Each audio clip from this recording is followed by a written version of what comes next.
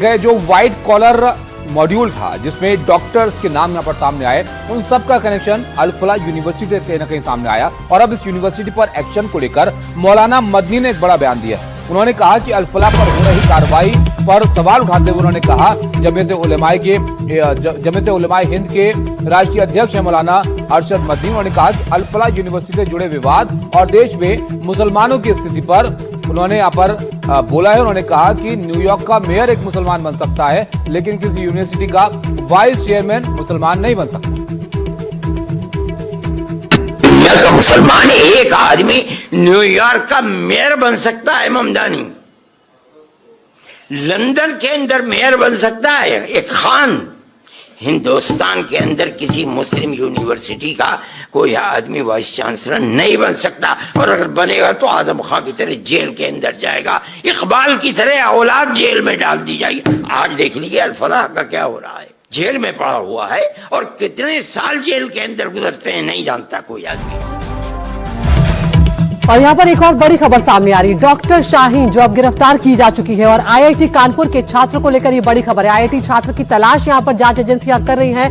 दरअसल इस छात्र पर आरोपी डॉक्टर शाहीन से संपर्क होने का शक है यहाँ पर, और इसीलिए अब ये छात्र जो है ये एजेंसियों के राडार में सामने आ गया है। 2019 में आईआईटी कानपुर में इस छात्र ने एडमिशन लिया था और शक इसलिए गहरा रहा है क्योंकि ये छात्र जो है ये लापता बताया जा रहा है। अब इसको ढूंढ रही है एजेंसियां। जिस छात्र की तलाश की जा रही है वो कश्मीर का रहने वाला है और पिछले 15 दिनों से ये लापता है, इसलिए और इस पर शक यहाँ पर गहरा रहा है और इसकी तलाश यहाँ पर की जा रही है।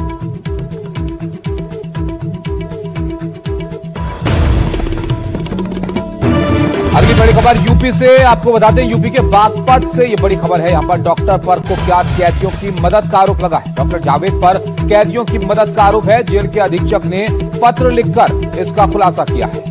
तो 6 साल से जिला जेल में तैनात है डॉक्टर जावेद खान। डॉक्टर जावेद खान को हटाने की मांग अब यहाँ पर की गई है। जेल अधीक्षक ने पत्र लिखकर सीएमओ में शिकायत की है और ये बड़ा आरोप यहाँ पर लिखा है जो कुख्यात कैदी हैं उनकी ये मदद कर रहा था डॉक्टर।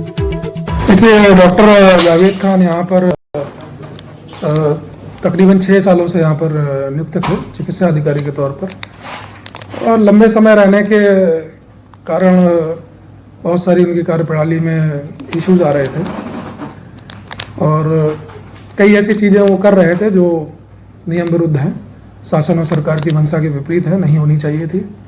उनको कई बार मौखिक रूप से समझाया भी गया, बताया भी गया, परंतु उनकी कार्यप्रणाली में सुधार नहीं हो रहा था।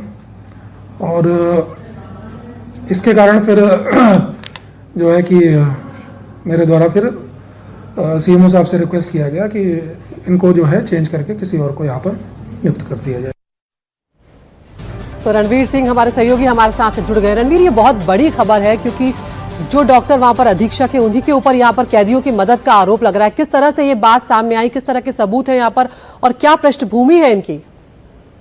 देखिए, जेल में जो कैदी बंद हैं उन कैदियों से डॉक्टर्स का आपस में संपर्क इसलिए हो जाता है कि कैदी जब जब शिकायत करते हैं कि तबीयत खराब है तो डॉक्टर के पास जाते हैं।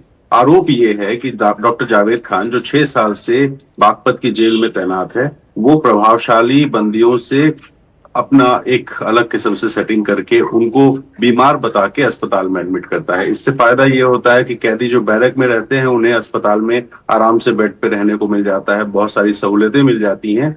और इस तरह का गंभीर आरोप किसी और ने नहीं, जेल अधीक्षक ने लगाए हैं। जेल अधीक्षक ने सीएमओ को चिट्ठी लिखी और चिट्ठी लिख करके कहा कि इनको तत्काल हटाया जाए क्योंकि ये कैदियों के प्रभाव में आकर कैदियों की मदद कर रहे हैं और उन्हें जबरदस्ती बीमार बता रहे हैं। ऐसे में सीएमओ ने इस चिट्ठी का संज्ञान लिया और जेल से ट्रांसफर करके खेकड़ा में जो पीएससी है वहां पर डॉक्टर जावेद खान का ट्रांसफर कर दिया। और फिलहाल ये जो आरोप है ये इतने गंभीर है कि जेल में कैदियों की मदद की जा रही थी, इसको लेके जांच भी होगी और अगर जांच पूरी तरह सही पाई जाती है तो सिर्फ ट्रांसफर नहीं बल्कि कुछ और बड़ी कार्रवाई भी हो सकती है। बहुत शुक्रिया रणवीर आपका सब जानकारी के लिए। तो फिलहाल ट्रांसफर का किया गया, अब जांच यहाँ पर की जाएगी। इसमें देखिए क्या बातें अपन निकल कर। उधर यूपी में अवैध तरीके से रहने वाले बांग्लादेशियों को पकड़ने के लिए यहाँ पर अभियान चलाने की तैयारी हो रही है। सीएम योगी आदित्यनाथ ने सभी डीएम को इस सिलसिले में निर्देश यहाँ पर दे दिए हैं, जिसमें इस तरह की तैयारी करने के लिए कहा गया है कि जो अगर अवैध घुसपैठी यहाँ पर पाए जाए तो उनको कैसे वहां पर रखना है। तो सीधे तौर पर मुख्यमंत्री ने ये निर्देश दे दिए कि घुसपैठियों को चिन्हित कर उनके खिलाफ सख्त कार्रवाई की जाए और उन्हें रखने के लिए अस्थायी डिटेंशन सेंटर भी बनाने को कहा गया है। डिटेंशन सेंटर पर रखे गए घुसपैठियों को वापस उनके देश भेजा जाएगा, ये मुख्यमंत्री योगी आदित्यनाथ ने यहाँ पर साफ कर दिया है। हमें घुसपैठ नहीं होने देनी है, घुसपैठियों को नहीं आने देना है। जैसे कश्मीर में धारा 370 को समाप्त करके कश्मीर में पाकिस्तानी तत्वों को मार मार करके खदेड़ करके बाहर किया गया है, ऐसे ही हम अपने सीमावर्ती क्षेत्रों में घुसपैठियों को निकाल करके बाहर करके और जो भी आपराधिक गतिविधियों में लिप्त होगा उसकी संपत्ति को जब्त करवा करके गरीबों में बंटवाने का काम भी करने का काम एनडीए की सरकार करेगी। रणवीर हमारे साथ हैं। रणवीर, देखिए सियासत भी इस पर होने लग गई है। अब बड़ा मामला है ये, अगर इस तरह से डिटेंशन सेंटर बनाने की जरूरत यहां पर पड़ रही है, क्या निर्देश यहां पर दिए गए इस सिलसिले में? देखिए, उत्तर प्रदेश के कई शहरों से ये शिकायतें आ रही थी कि अवैध रूप से बांग्लादेश से आके घुसपैठ करने वाले लोगों ने यहाँ छोटे मोटे काम शुरू किए और कुछ लोकल नेताओं की मदद से वो अपने दस्तावेज बना लेते हैं। और इस तरह की शिकायत कई नेताओं ने की है जो सत्ता में बैठे हैं। लखनऊ की मेयर भी लंबे समय से अभियान चला रही हैं। इसको लेके कल मुख्यमंत्री योगी आदित्यनाथ ने एक आदेश जारी किया। सभी जिलाधिकारियों को कहा है कि डिटेंशन सेंटर बनाएं, ऐसे लोगों की पहचान करें जो अवैध बांग्लादेशी हो सकते हैं और जिसकी भी पुष्टि होगी उनको डिटेंशन सेंटर रखा जाएगा और उसके बाद वहां से वापस बांग्लादेश भेजने की तैयारी होगी। विपक्ष ने आरोप लगाया है कि 8.5 साल से आदेश क्यों नहीं आया था, क्यों बांग्लादेशियों को 8.5 साल से काम करने का मौका दिया गया। तो इस तरह से राजनीतिक का आरोप प्रत्यारोप है, लेकिन इस बीच में गंभीर शिकायतें जो हैं वो खासतौर पे छोटे काम करने वाले जैसे सफाई कर्मचारी, रिक्शा चलाने वाले, गाड़ियों की सफाई करने वाले, प्रेस करने वाले जो मोहल्लों में होते हैं, इस तरह के लोगों पर ये संदेह है कि इसमें बहुत सारी एक बड़ी आबादी बांग्लादेशियों की हो सकती है जो अवैध रूप से आए थे। उत्तर प्रदेश या पूरे देश में बांग्लादेशी दो तरीके के हैं। एक वो जो पूर्वी पाकिस्तान के विभाजन के वक्त भागकर आए थे और सरकार ने उन्हें मान्यता दी थी और उनको नागरिकता दी जा रही है। उत्तर प्रदेश में भी योगी सरकार ने इसकी अनुमति दी है।